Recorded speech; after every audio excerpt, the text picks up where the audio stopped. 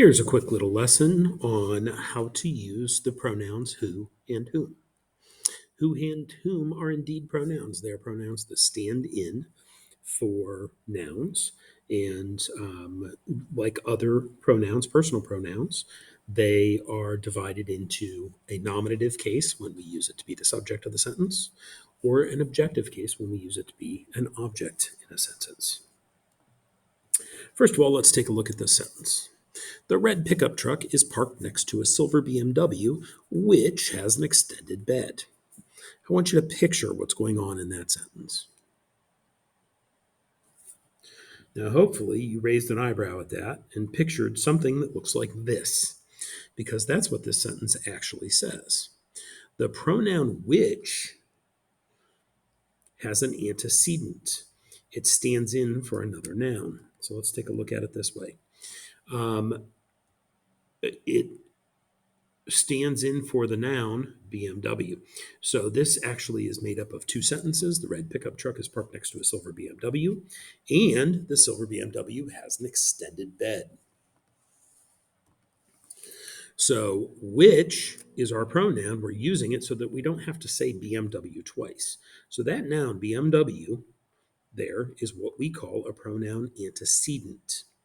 Antecedent is made up of a prefix, ante, which means before, as well as the root word or the root seed, S-C-E-D, which means to go.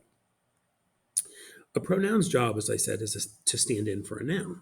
So we got to know what that noun is in most cases before we're going to use a pronoun to replace it. And so that's why that noun is called an antecedent. So if we are replacing silver BMW because it's used twice, then we're going to use a pronoun to replace one of those, and which is that pronoun. We could also write a sentence about a red pickup truck with an extended bed. And if we did that, we would have to put the pronoun closer to its antecedent so it wouldn't be confusing. And we would say the red pickup truck, which has an extended bed, is parked next to the silver BMW. And then that would actually make sense with the way most people would probably picture that sentence. Okay, so let's try this with who or whom. We have a sentence like this that says, at the community meeting, city officials condemned land developers, and then we got to figure out if who or whom goes in the blank.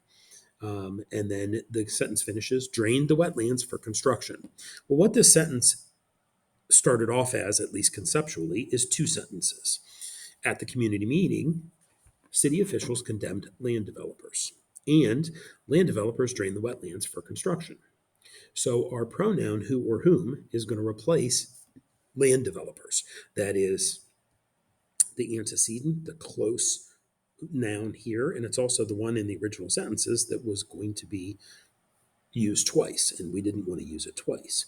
So land developers is our antecedent. Now, in this, land developers drain the wetlands for construction.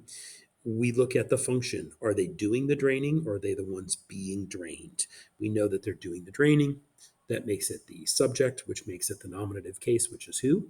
Or we could also replace that with a different pronoun. We could use the pronoun they. They drain the wetlands for construction. And if you're looking at your pronouns chart, you know that they is on the nominative side along with who. So in either case, whichever way you look at it, we're going to need to put who there because the land developers are the ones doing the draining. Let's take a look at another sentence. We've got Jimmy Kimmel was the presenter for Tom Hanks. And then either who or whom the Academy was honoring with an award for lifetime achievement. Again, this is made up of two sentences. Again, Tom Hanks is going to play into each of these sentences. Jimmy Kimmel was the presenter for Tom Hanks. The Academy was honoring Tom Hanks with an award for lifetime achievement. So you don't want Tom Hanks in that sentence twice. You notice Tom Hanks is here. You notice the pronoun immediately follows. Tom Hanks is our antecedent. So Tom Hanks is the antecedent. Now we look at this verb here and we say, is Tom Hanks doing the honoring, or is Tom Hanks the one being honored? And Tom Hanks is the one that's receiving that honor. He's receiving the honoring.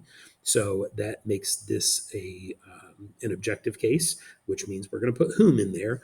Or the other way of doing this, again, Tom Hanks we could replace with a different pronoun, him. The Academy was honoring him with an award for lifetime achievement. So again, either way, it's going to show you that that's objective case, and we're going to need to put whom in that blank. Please feel free to refer back to this video as you need to. While you are working on the assignment for IXL, the IXL assignment is M9M. Follow the instructions and you log in to IXL through the Schoology page, and you'll need to log in with Google, and then in the search bar you'll type M9M, and that will get you to the assignment. And you need to get to 80, SMART score of 80 to be proficient, SMART score of 100 to show mastery. Good luck.